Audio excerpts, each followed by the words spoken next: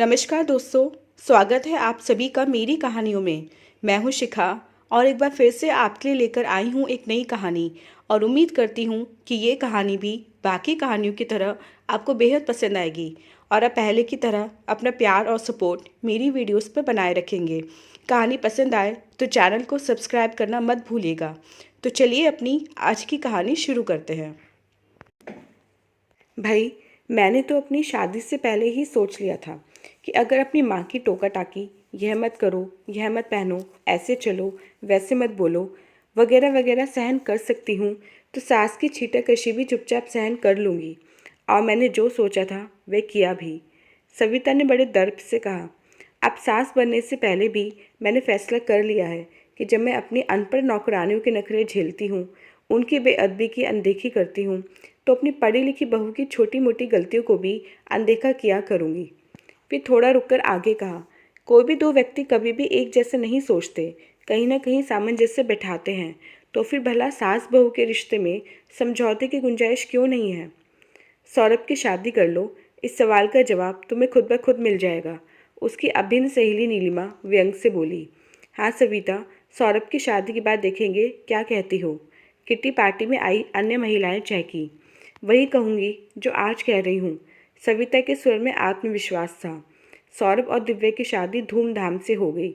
शादी के 2 वर्षों बाद भी किसी को सविता या दिव्या से एक दूसरे की शिकायत सुनने को नहीं मिली। दोनों के संबंध वाकई में सबके लिए मिसाल बन गए।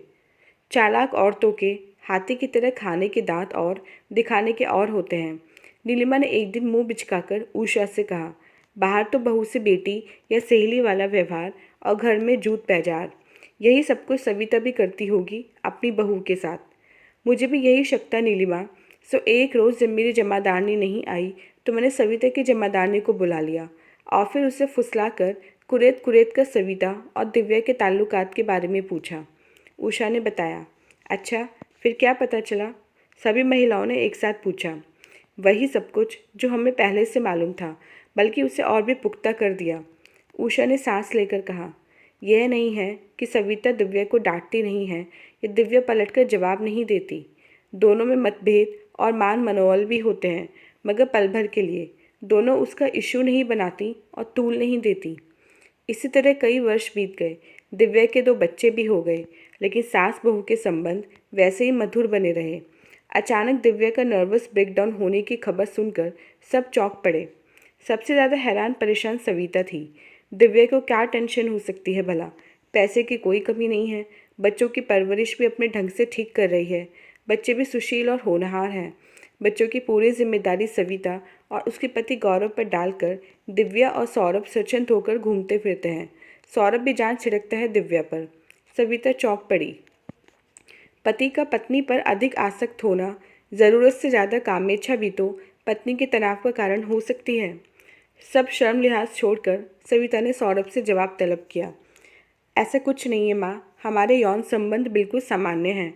मैंने दिव्या के साथ कभी भी कोई जोर जबरदस्ती नहीं की जिसे लेकर वह तनावग्रस्त हो। सौरभ ने आश्वासन दिया। तो फिर इस तनाव की वजह क्या है? सविता ने जिरह की। जिसकी वजह से दिव्या का नर्वस ब्रेकडाउन हुआ है। अप्रत्यक्ष वर्तमान में तो कुछ भी नहीं है। सौरभ हंसा। लेकिन अगर किसी अप्रत्यक्ष डर या भविष्य को लेकर कोई तनाव पाल ले इसे, तो उसी के दिमाग का दोष कहा जाएगा। एकदम गलत। सविता भड़क उठी। दिव्या तुमसे कहीं ज़्यादा संतुलित है।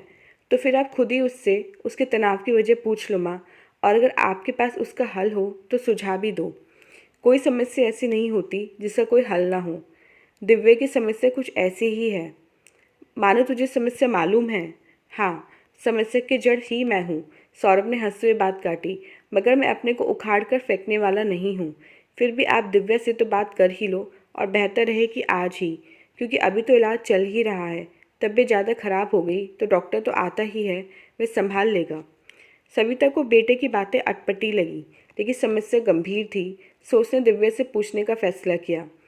आजकल जो माहौल है माँ, उसमें जब तक बच्चे स्कूल से ना आ जाएं, घर के मर्द काम पर से न लौट आएं, तब तक सभी को घबराहट रहती है। दिव्या ने कहकर टालना चाहा। मगर सभी का तो इन और इनके अलावा रोज़मर्रा की कई और चिंताओं को लेकर नर्वस ब्रेकडाउन नहीं होता। सविता तुनक कर बोली, देख दिव्या, अगर तू नहीं चाहती कि तेरे बारे में सोच सोच कर मैं भी तेरी तरह बीमार पड़ जाऊं और घर में बच्चे परेशान हो जाएं, तो तुझे मुझे अपनी टेंशन की वजह बतानी ही पड़ेगी। पहले तो कुछ देर दिव्या चुप रही, फिर कुछ हिचकिताते हुए बोली, माँ, आप जिद कर रही हैं इसलिए बताना पड़ रहा है। मेरी टेंशन की वजह आप हैं। सविता के सिर पर किसी ने जैसे बम विस्फोट कर दिया। मेरी वजह से भी किसी को टेंशन हो सकती है, कभी सोचा नहीं था।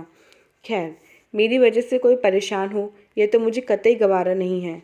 मैं अभी इन्हें फ़ोन करके नीति बाग वाली कोठी खाली करवाने को कहती हूँ। किराएदार के जाते ही हम दोनों वहाँ रहने चले जाएंगे।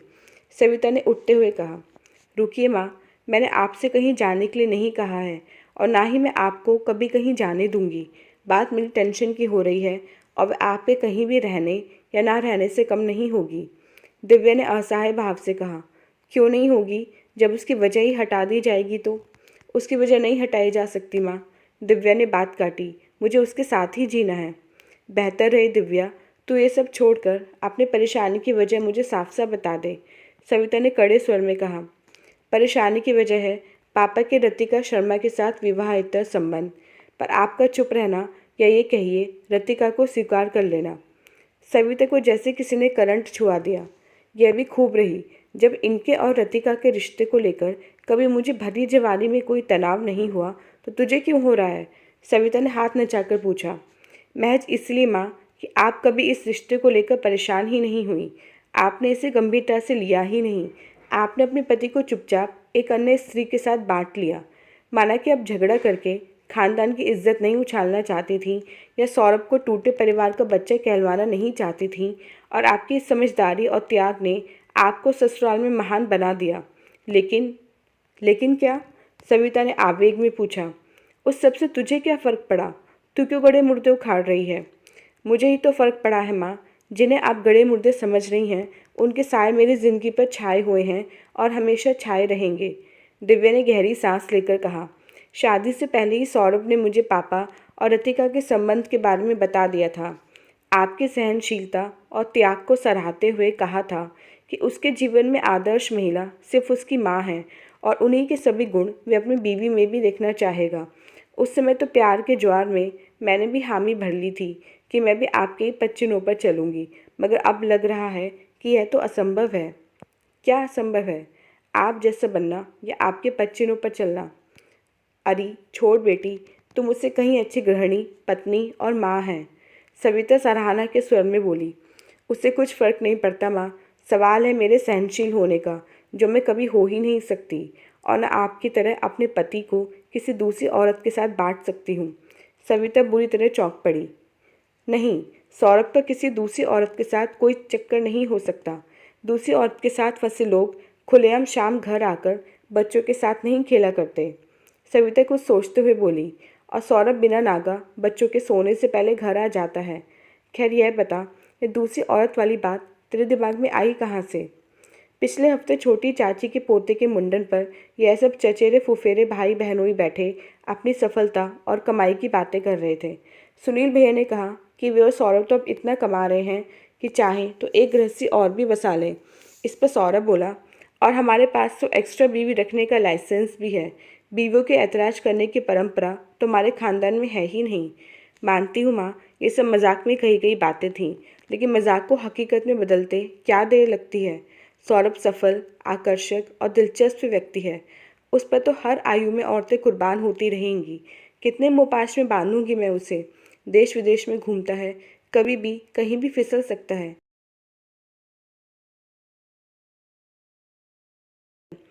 परिवार के धिक्कार या लोग क्या कहेंगे का डर तो उसे है नहीं। आप क्यों चुप रही माँ? क्यों नहीं खदेड़ा रतिका को अपनी जिंदगी से बाहर? क्यों नहीं अपना संपूर्ण हक जताया पति पर? क्यों बनी त्याग की मूर्ति? और क्यों की एक गलत परंपरा आदर्श के नाम पर स्थापित इस परिवार में? यह सवाल सिर्फ मेरा ही नहीं, रिश्ते की मेरी सभी देवरानी जेठानियों का भी है माँ। दिव्या फूट फूट कर रोने लगी। क्यों दिया आपने हम सबको जीवन भर का यह दर्द?